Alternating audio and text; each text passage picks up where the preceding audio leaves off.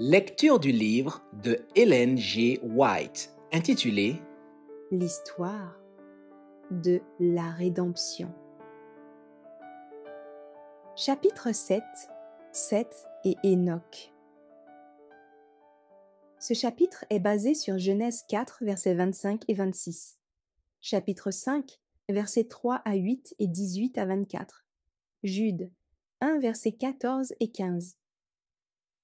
Seth était un homme respectable qui devait succéder à Abel dans la voie du bien.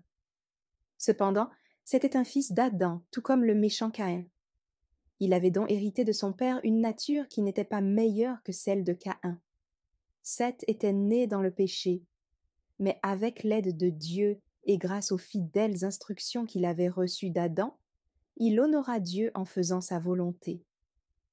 Il se tint à l'écart des enfants corrompus de Caïn, et, comme l'aurait fait Abel s'il avait survécu, Seth eut à cœur d'exhorter les pécheurs à respecter le Seigneur et à lui obéir. Enoch était un homme saint. Il servait Dieu avec sincérité de cœur. Constatant à quel point la famille humaine était dépravée, il renonça lui aussi à fréquenter les descendants de Caïn et leur reprocha leur perversité. Certes, il y avait sur la terre des humains qui connaissaient Dieu, qui le craignaient et l'adoraient.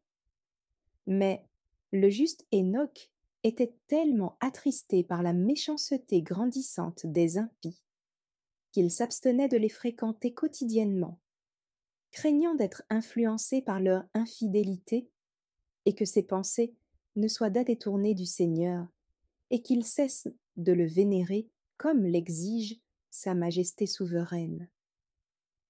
Son âme était choquée de voir que les impies foulaient aux pieds l'autorité du Très-Haut. Il décida donc de ne plus avoir de relation avec eux et de passer la plus grande partie de son temps dans la solitude afin de pouvoir méditer et prier. Il s'appuyait sur le Seigneur et priait pour connaître plus parfaitement sa volonté afin de pouvoir l'accomplir. Dieu entrait en communication avec Enoch par l'intermédiaire de ses anges et lui donnait ses instructions.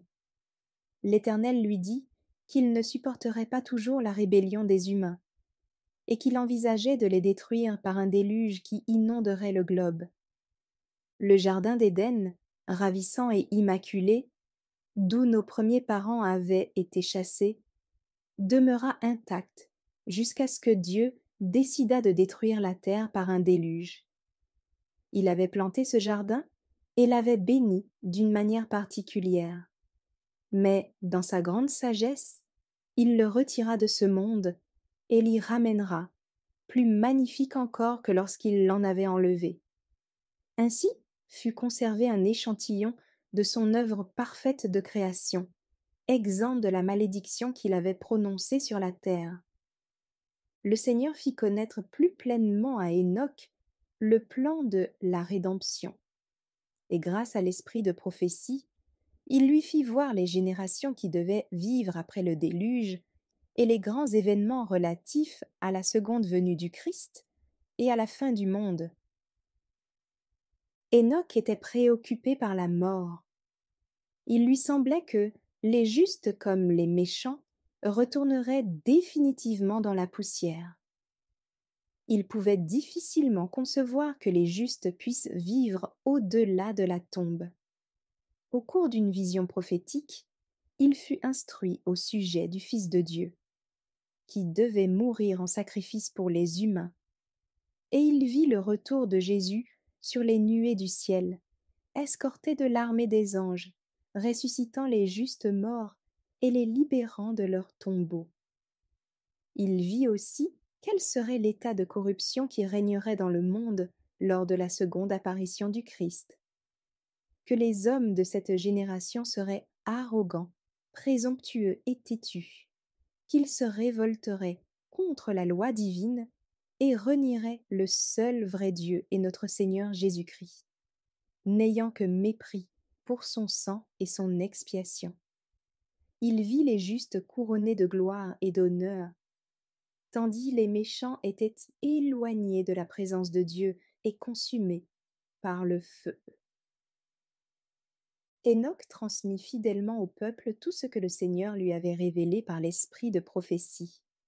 Plusieurs crurent en ses paroles, et après s'être détournés de leurs iniquités, ils craignirent l'Éternel et l'adorèrent.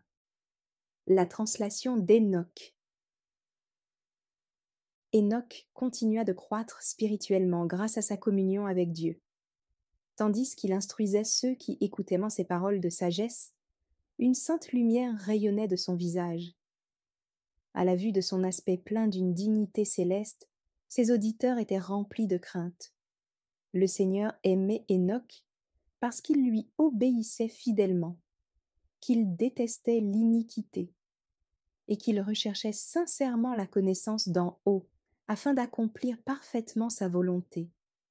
Il désirait tisser des liens plus étroits avec le Très-Haut, qu'il craignait, respectait et adorait. Dieu ne voulait pas que ce saint homme mourût comme les autres humains. Aussi envoya-t-il des anges pour qu'il fût enlevé au ciel sans passer par la mort. En présence des justes et des méchants, Enoch fut donc enlevé du milieu d'eux. Croyant que le Seigneur l'avait laissé dans l'un de ses lieux de retraite, ceux qui l'aimaient allèrent à sa recherche. Mais après l'avoir vainement recherché, ils firent savoir qu'il n'était plus, car Dieu l'avait pris. Par la translation d'Enoch, Dieu entendait donner un enseignement de la plus haute importance. Bien que descendant d'Adam, lequel avait péché, tous ceux qui acceptaient par la foi le sacrifice promis et obéissaient fidèlement à ses commandements seraient récompensés.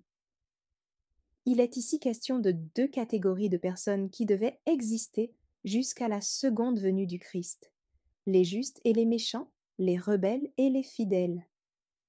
Dieu se souviendra des justes qui le craignent.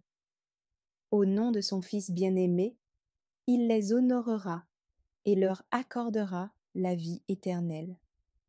Mais les méchants, qui méprisent son autorité, seront détruits et retranchés de la terre. Il en sera d'eux comme s'ils n'avaient jamais existé. Puisqu'Adam avait perdu la condition de bonheur parfait qu'il avait connue, et qu'il était tombé dans le péché et le malheur, les humains risquaient de se décourager et de dire « Il est inutile de servir Dieu. Nous avons obéi à ses ordres et nous avons participé à des cérémonies de deuil pour obtenir la faveur du Seigneur de l'univers. Mais nous n'en avons tiré aucun profit. Car une grande malédiction pèse sur la race humaine, et nous sommes tous voués à la mort. » Mais les enseignements que le Seigneur donna à Adam, qui furent transmis par Seth et pleinement mis en lumière par Enoch, dissipèrent les ténèbres et redonnèrent espoir aux hommes, car de même que la mort est venue par Adam, de même la vie et l'immortalité seraient obtenues par Jésus, le Rédempteur promis. Au temps d'Enoch, on fit savoir aux fidèles découragés que, bien que vivant dans un milieu corrompu, qui affichait ouvertement sa rébellion contre le Créateur, ceux qui lui obéiraient et qui mettraient leur confiance dans le Sauveur promis, agissant avec droiture comme le saint homme Enoch, seraient approuvés de Dieu et finalement élevés jusqu'à son trône céleste. En se séparant du monde et en passant la majeure partie de son temps dans la prière et la communion avec le Seigneur, Enoch représentait le peuple de Dieu fidèle des derniers jours qui se tiendra à l'écart du monde. L'iniquité des humains atteindra alors un degré effrayant. Ils se livreront à tous les penchants de leur cœur pervers et adopteront une philosophie trompeuse et hostile à l'autorité d'en haut. Les membres du peuple de Dieu renonceront aux coutumes impies de ceux qui les entourent et rechercheront la pureté des pensées et la conformité à sa sainte volonté, jusqu'à ce que son image se reflète en eux. Comme Enoch, ils seront dans les conditions requises pour être transmués au ciel. Soucieux d'enseigner et d'avertir le monde, ils ne se conformeront pas à l'esprit et aux habitudes des incroyants, mais ils les condamneront par la sainteté de leur conduite et par l'exemple de leur piété. La translation d'Enoch qui précéda de peu la destruction de l'humanité par le déluge préfigurait l'enlèvement de tous les justes vivants, qui aura lieu avant la destruction de la terre par le feu. Alors, les saints seront glorifiés aux yeux de ceux qui les ont haïs à cause de leur obéissance fidèle aux saints commandements de Dieu. Merci d'avoir écouté cette lecture. Si vous avez des questions ou des remarques sur le thème abordé, n'hésitez pas à les partager dans les commentaires et notre équipe ne manquera pas de les considérer. À bientôt sur lereste.org.